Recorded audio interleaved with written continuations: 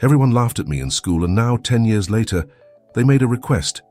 This is a touching story, so stay tuned until the end to see how it unfolds. Michael was always the quietest kid in school, shy, with glasses too big for his face, and a passion for books that few understood.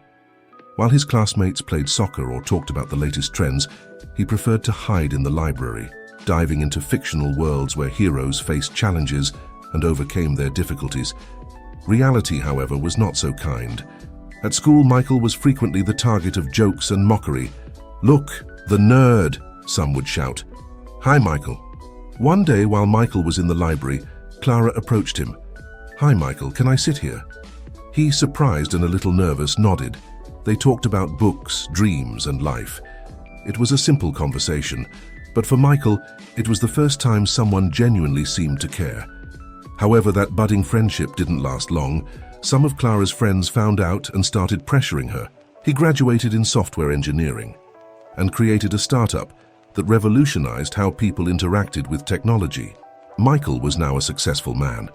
He graduated in software engineering and created a startup that revolutionized how people interacted with technology. His company grew rapidly, and he became one of the most respected young entrepreneurs in the country. However, he never forgot the days of humiliation and loneliness. Each achievement was, for him, proof that he could overcome anything. But a part of his heart still carried the pain and hurt from those times. On an ordinary workday, he received an unexpected message on social media. When Clara walked in, Michael almost didn't recognize her. They arranged to meet at a discreet cafe in the city center. When Clara walked in, Michael almost didn't recognize her. She looked more mature, but the sweet smile and curious eyes were still there. She approached, a little shy, and they greeted each other. "Michael, I'm sorry for everything that happened in school. I should have been stronger, stood by your side. I was young and weak." The conversation continued more lightly after that. "I've learned to move on, but thank you for apologizing." The conversation continued more lightly after that. They talked about their lives, their achievements and challenges. Michael realized that Clara had also gone through difficult times and that life hadn't been easy for her. The reunion, in a way, was a relief for both, a closure of a painful chapter in their lives. After the meeting with Clara, Michael felt lighter. It was as if a part of the past had finally been resolved. "Can we meet, Lucas? I have a request to make. Can we meet?" "Lucas." Michael was perplexed. What could Lucas want after all these years? He had no desire to relive those horrible days, but curiosity once again spoke louder. He decided to accept the meeting, wanting to understand the reason behind that request. They met at an elegant restaurant. Lucas was well dressed, but seemed nervous. "I was an idiot, a coward who thought he was superior. I made many mistakes back then, Michael. I was an idiot, a coward who thought he was superior, and I paid the price for it. My life took many turns, and today I'm facing a big difficulty. My company is on the brink of bankruptcy, and I heard you're a business genius. I need your help to save what's left of my company." Michael was silent for a moment, absorbing those words. "But I'm desperate. I know I don't deserve your help, Michael, but I'm desperate. And maybe if you help me, I can show that I've changed, that I've learned from my mistakes. Please, Michael, give me a chance." Michael looked at Lucas and saw a different man from the cruel boy he knew in school. He still didn't know if he could trust him, but he decided to give him a chance, not for Lucas, but for himself. Maybe this was the opportunity to finally overcome the past and truly move on. Thus began an unlikely partnership. Lucas agreed with evident gratitude on his face. Thus began an unlikely partnership. Michael delved into Lucas's business world, analyzing the problems and proposing solutions. Gradually, he realized that Lucas was genuinely committed to changing, learning, and redeeming himself. Working together wasn't easy. There were moments of tension, misunderstandings, but also moments of mutual learning. Michael saw that Lucas had potential, but lacked guidance and experience. "After school, I decided I wouldn't let your words and actions define me. I had to reinvent myself. After school, I decided I wouldn't let your words and actions define me. I focused on my studies, worked hard, and found people who believed in me. But the pain never completely disappeared. I think, in a way, it motivated me to move forward, to prove that I could be more than you thought I was. Lucas listened attentively, reflecting on Michael's words. I admire your strength, Michael. Moreover, the social project Michael had envisioned started to take shape, with Lucas actively participating and sharing his story as a way to prevent bullying and encourage empathy in schools. Lucas's company began to recover thanks to Michael's strategies and joint effort. Moreover, the social project Michael had envisioned started to take shape, with Lucas actively participating and sharing his story as a way to prevent bullying and encourage empathy in schools.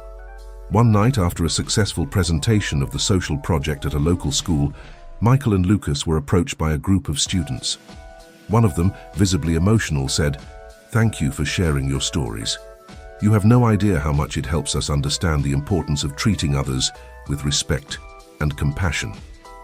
Michael smiled, feeling a wave of satisfaction and hope. Maybe, after all, the past could be transformed into something positive, something that could help others avoid the same mistakes and find the strength to overcome their own challenges. I hope one day you read this letter and understand how much I regret everything that happened. Dear Michael, I hope one day you read this letter and understand how much I regret everything that happened. I always admired you from afar, and the pressure from others made me pull away. But there's something I need to tell you, something I never had the courage to say. I was pregnant back then, and our brief friendship meant more to me than you can imagine. I hope one day we can meet again, and that you can meet our daughter, Sophie. With affection. Without wasting time, he called Clara, his voice trembling with emotion. He needed to find Clara, needed to understand why she never told him before. Without wasting time, he called Clara, his voice trembling with emotion. "Clara, I found your letter. Can we meet? I need to understand all this." Clara agreed, and they met at the same cafe where they had reunited months before. Clara looked nervous, but determined to tell the whole truth. "Michael, I'm sorry for never telling you before." Clara smiled, despite the tears streaming down her face. "And Sophie? What is she like? Does she know about me?" Clara smiled despite the tears streaming down her face. "Sophie is amazing, Michael. She has your intelligence and curiosity. I never told her about you, but now I think it's the right time. Do you want to meet her?" Michael nodded, feeling a new wave of emotion. "Hi, Michael."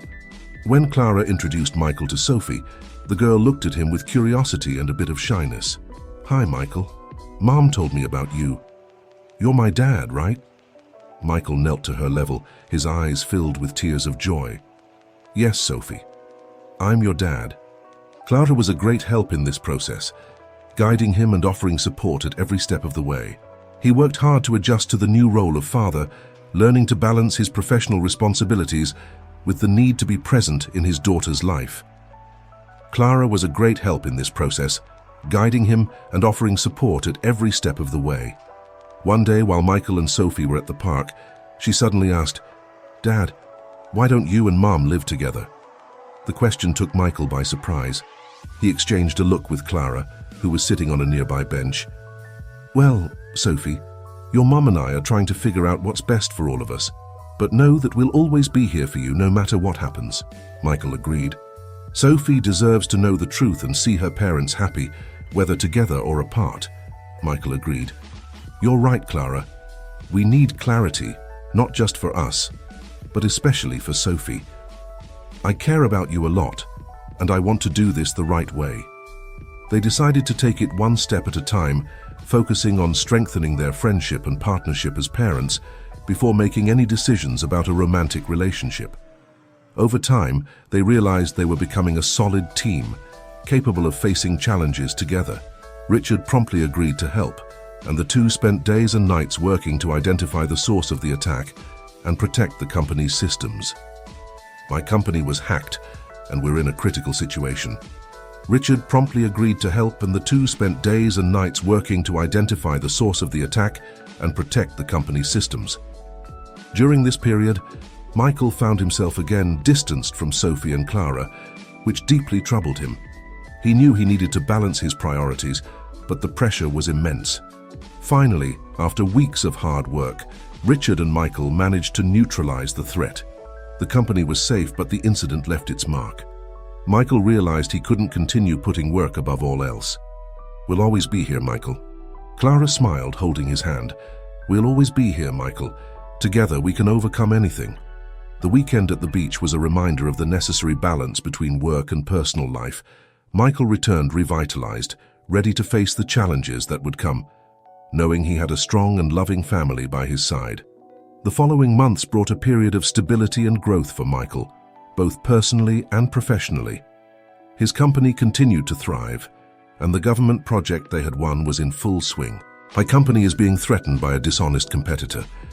They met at Michael's office, where Lucas revealed that he was facing a new crisis. "My company is being threatened by a dishonest competitor. They're spreading false rumors and manipulating contracts to take us down." Michael felt a sense of déjà vu, remembering the time when he faced similar difficulties. "Lucas, we'll solve this together. I'll help you again." They began working together, analyzing the competitors' actions and developing strategies to combat the unfair practices. Clara and Sophie appeared with a homemade dinner and warm smiles. One night, while working late at the office, Michael received a surprise visit. Clara and Sophie appeared with a homemade dinner and warm smiles. "We thought you could use some energy," Clara said, placing the food on the table. Sophie ran to him, hugging him tightly. "Dad, we miss you. But we know you're helping your friend, and that's important." Michael felt a wave of gratitude and love. He was no longer a victim of circumstances, but a strong and compassionate leader, capable of facing any challenge with integrity and courage. With the crisis resolved, Michael felt he had completed a cycle. He was no longer a victim of circumstances, but a strong and compassionate leader, capable of facing any challenge with integrity and courage. To celebrate the victory, Michael organized a big party inviting friends, family, and colleagues. During the event, he gave a speech, reflecting on his journey and thanking everyone who had supported him. "Today, we celebrate more than a business victory. We celebrate resilience, friendship, and the power of unity. I've learned that together we are stronger and capable of overcoming any obstacle." He became not only a symbol of success, but also an inspiration to many, showing that with resilience, integrity, and love, it's possible to transform the past and build a bright future.